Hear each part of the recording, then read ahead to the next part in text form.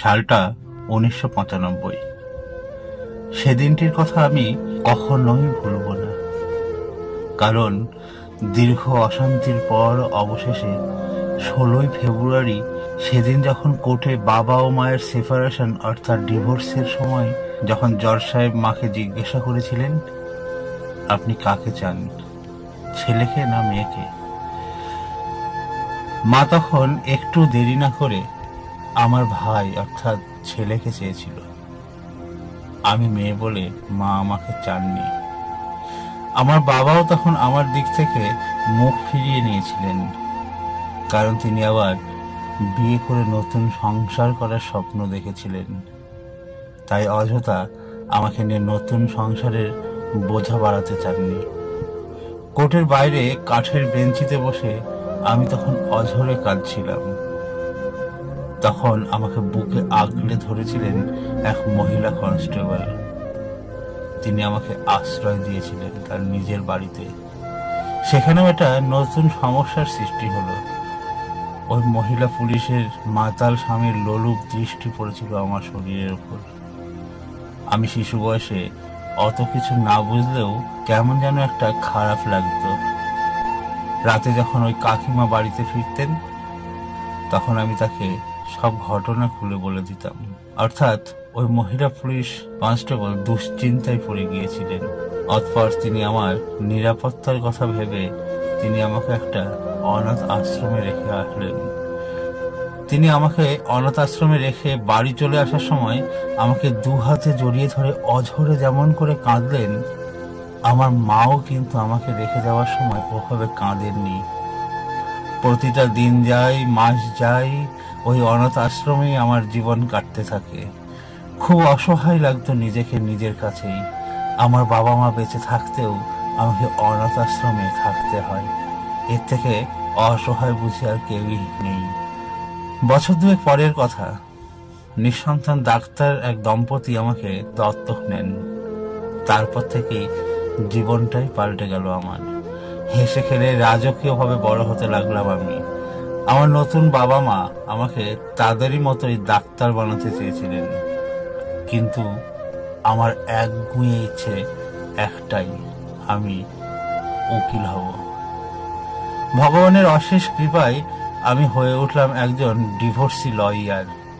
তারপর থেকে যারাই আমার কাছে ডিভোর্সের জন্য আসেন, আগেই আমি বাচ্চার কাস্টাডির জন্য তাদের রাজি করাই। তার কারণ বাবা মা ছাড়া একটা শিশু যে কতটা অসহায় তা আমি ছাড়া আর কেউই জানে না। একদিন চেম্বারে বসে খবরের কাগজ পড়ছিলাম। হঠাৎ একটা নিউজে চোখ আটকে গেল আমার। এক বৃদ্ধা মহিলাকে তার ছেলে আর তার বউ মিলে বস্তায় ভরে রেল স্টেশনে ফেলে রেখে গেছেন। রেল পুলিশ উদ্ধার করে হাসপাতালে ভর্তি করেছে চিকিৎসার জন্য। নিচে ওই বৃদ্ধা মহিলার ছবিও দেওয়া। মুখটা খুব চেনা চেনা লাগছিল আমার। খবরের কাগজটা খুব কাছে এনে ভালো করে ছবিটা দেখলাম আমি। ঠিক তখনই আমার বুকের মাঝে আমি একা একাই বলে উঠলাম, এটা তো সেই মহিলা যে আমাকে অনেক বছর আগে আদালতে ছেড়ে দিয়ে চলে গিয়েছিল। অর্থাৎ আমি নিজেই গাড়ি ড্রাইভ করে ছুটে গেলাম হাসপাতালের দিকে। আমার মায়ের সেই মুখটা কিন্তু আর চেনার উপায়ই নেই। চামড়াটা কুঁচকে গেছে, শরীরটা রোগে শোকে জরাজীর্ণ হয়ে গেছে। ঘুমন্ত মুখটার দিকে তাকিয়ে খুব মায়া লাগছিল আমার। ভেতরটা ভেঙে যাচ্ছিল। আমি মনে মনে ভাবতে লাগলাম, আচ্ছা সেদিন কি তার একটু কষ্ট লাগেনি?